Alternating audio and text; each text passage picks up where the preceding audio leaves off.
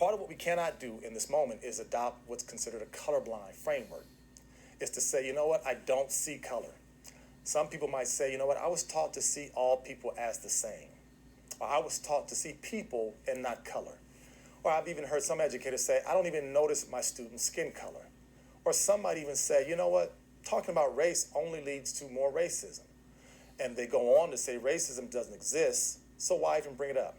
What we cannot do in this moment, if we're going to have these conversations in brave spaces, is somehow act as if we don't see students' race and ethnicity. Let's be frank, to say that you don't see an aspect of who our students are is essentially the same as saying, I don't see you. It means that your color and your ethnicity and your race and your language are not essential parts of who you are. I think one of the most damaging things we can do to young people is to tell them that we don't see a core element of who they are. Students are not only racial beings, but it's a part of who they are. I'm an African-American man. To say that you don't see my African-American identity is essentially saying you don't see me.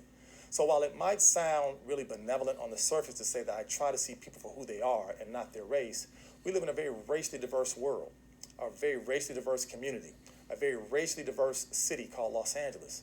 So it's important for all of us to be willing to talk about, think about, and understand how race plays itself out in all that we do. Our students are proud of their racial backgrounds. They're proud of their cultural backgrounds. So why would we run from that? I think our goal is to embrace it and to move away from a colorblind framework.